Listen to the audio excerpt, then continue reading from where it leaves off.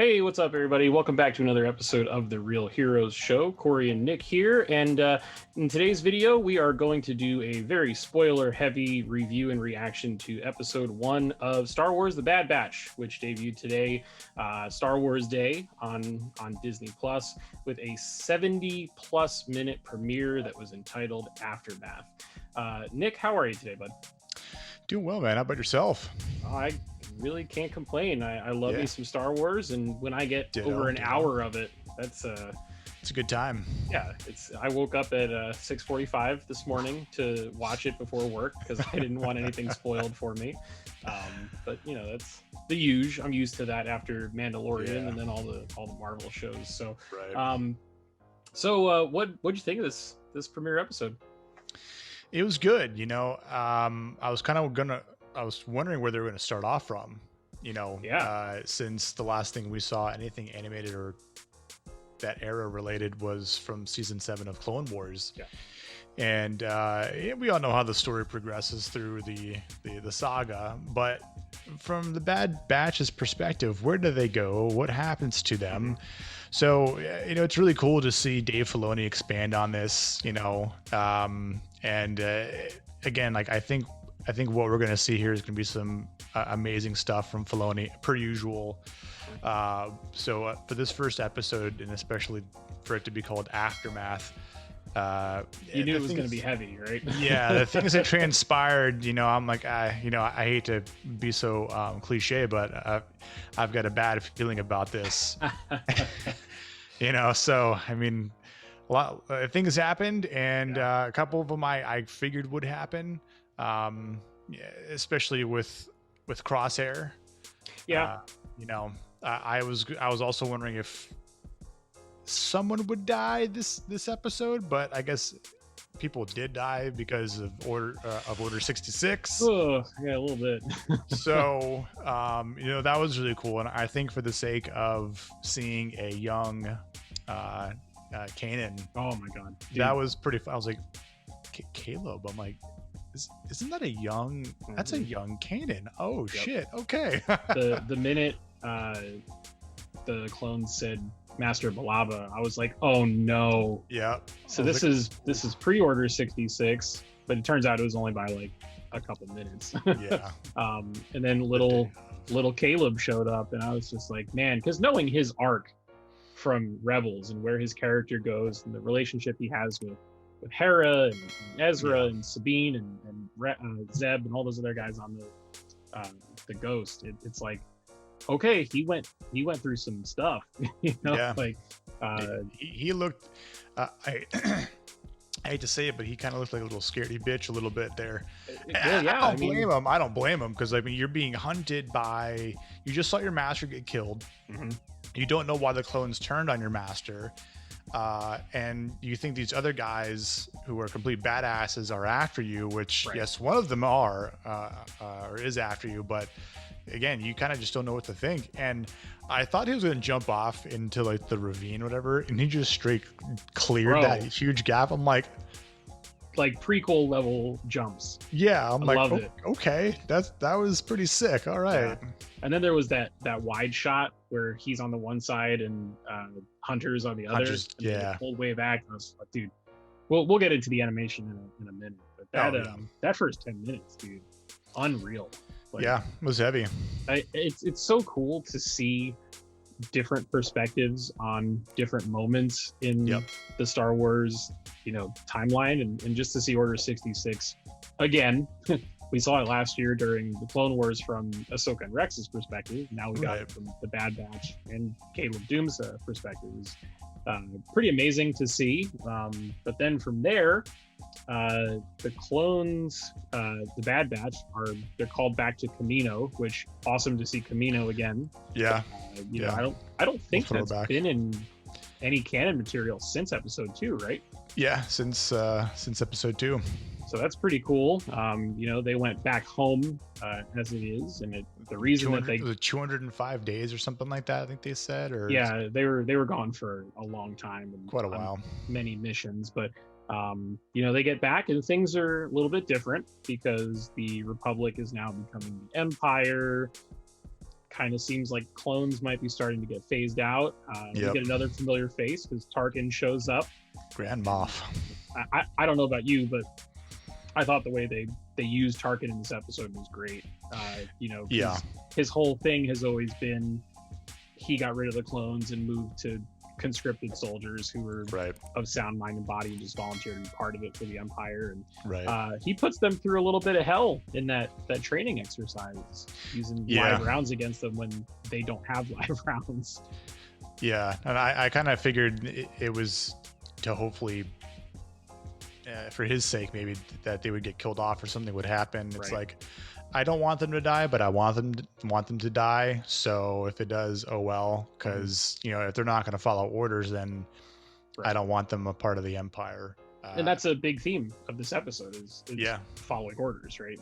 The other clones, obviously, their chips are all working properly and they're following orders. But we find out that the Bad Batch, part of their genetic mutation is that their inhibitor chips don't really work.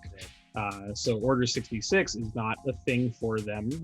They are able to be free to think on their own, with the exception of Crosshair. His is still somewhat functioning, and then as the episode goes through, they crank his up to 11. The Spinal Tap reference there to bring him to the dark side. But, and I liked Crosshair. I mean, I think all of them are unique. Yeah. So I kind of wasn't expecting that, but I guess you got to kind of change it up a little bit. So I thought they were better characterized in this than they were in the 4 episodes of season 7 of Clone Wars that they were in. But I guess now that they're the stars of the show and all the focus is going to be on them, that makes a little bit more sense. But they perform well in this training exercise. Tarkin sends them on a mission to wipe out some insurgents.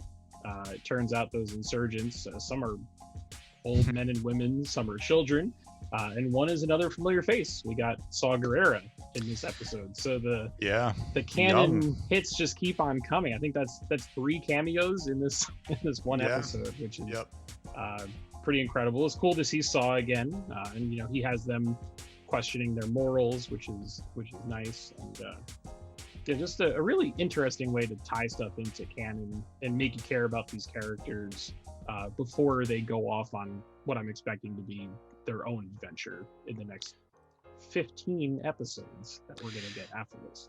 Right, yeah, the 16 episode season is pretty big. It's a little bit different than the norm that we've been getting, between 6 to 10 at most, right? Which is good. Yeah, more content to talk about and to absorb as fans, of these guys. And I think one of the interesting things with Saw Gerrera coming in is it's I wasn't expecting him until we kind of knew that he was going to be in it, pre this episode. But it was kind of cool to see him before he's kind of gone through this little bit of a character change. Yeah. So I'm kind of wondering if we'll see what happens to him in this show or this season. Something's got to get him to the point where he looks like Forrest Whitaker, right? Yeah, exactly. So I'm interested to see how that transpires. The addition with the new Bad Batch clone or whatever, Omega. Yeah. So let's talk about her. I did not expect. How do I want to say it? I didn't expect her to be like the Bad Batch. I expected her to be maybe like the final clone that the Kaminoans produced or whatever, and she didn't get a fair shake at life or whatever, and they go in and save her. But it turns out that she's enhanced, and that makes things very interesting. She had a bullseye shot with a blaster, and she'd never shot a blaster before. When she picked it up, when his sniper rifle gets stunned or whatever, I'm like, oh damn, who shot that? I'm like, what? Yeah. Okay, there's something going on here. Pretty cool. And the concept of her never leaving Kamino before, and when they're all on the ship together and Hunter says, you better strap in, you don't want to miss this view, for the first time that they go to to hyperspace and whatnot. It was cool, man. Star Wars is about children and about family, and you know, Mandalorian had Grogu, Phantom Menace had small Anakin, so having kids get picked up and taken on adventures is not a new thing to Star Wars. But I think this is a unique twist on it, and yeah, it is. It shows that especially Hunter, if not the entire Bad Batch, has, you know, that little sliver of humanity left in them, and they're good people deep down. So I think it's gonna be a pretty fun ride. Yeah, I agree.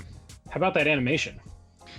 Yeah, the animation. I think when when you and I spoke last year when we saw the final season of Clone Wars, and we thought, man, what a leap than the original show or the original 6 seasons, and then from then until now, it's unreal. It's so much more improved. I mean, I would say maybe not so much like CGI movie related, but it's damn near close to seeing like what you would in a very, very expensive cut scene for like a high-end, you know, game, or like I said, just like something from out of a movie.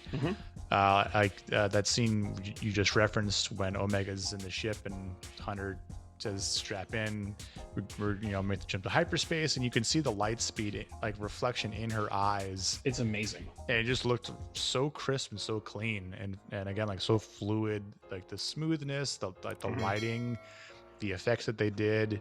I mean, it's crazy that this is where animation has gone, but it's very hopeful just to, again, kind of to continue to make this sort of content. So it's not just, oh, is the story good, blah blah blah blah, but there's other parts that go into this, like the animation itself.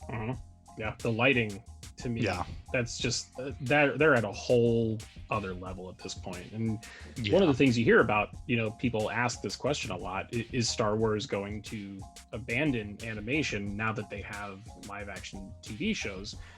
And hopefully the answer is no, because the way that they can make these look, obviously they can do stuff in these shows that they can't do in live action, because in live action it would be way too expensive to do it. So to get scenes like that opening 10 minutes today, it's almost required to do it in animation, and it looks incredible.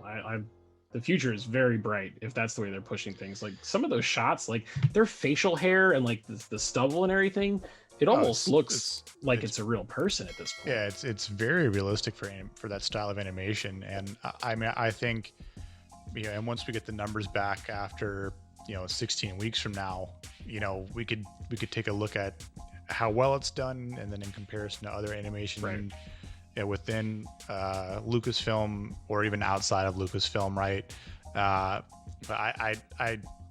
I'd like to think that maybe if this does well enough, they might get a second season, or if this is just going to be like a one-off. I think it's already in the works. Filoni has always been that way. Like I remember when Star Wars Rebels was coming out, the cast had been very open about the fact that like when season 2 was airing, they had already recorded their lines for season 3. So like I wouldn't be surprised if stuff is already in the works or in the pipeline for a season 2, if there's more story to tell, of course. 16 episodes, there's a lot that can happen, but long season, but or maybe things, you know, splinter off from this. Like I mean, I think for the sake of what they could also do, right? I mean, it could be from this. You know, a thought I had, which I was going to ask our viewers out there, but you as well. Do you think it's possible that the Bad Batch might be responsible for Grogu?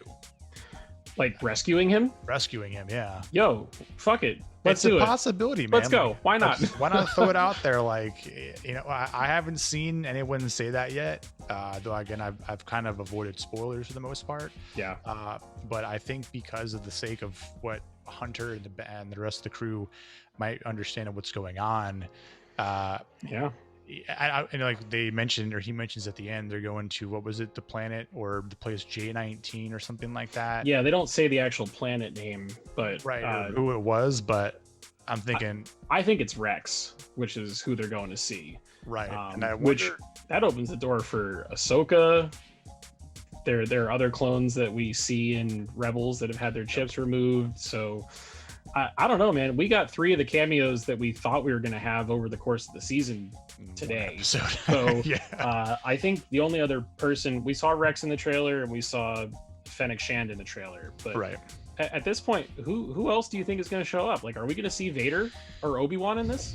I think it's possible. I mean, Obi-Wan did cross my mind, you know, and I wondered if, again, because of the distress signal that went out. I mean, who knows? I don't want to say that, you know, Yoda could be a possibility as well, but I don't think you can cross off any remaining Jedi at this point, you know. And I think for the sake of maybe what the Bad Batch could possibly do as you know, more missions for them would be again like some sort of like rescue ops.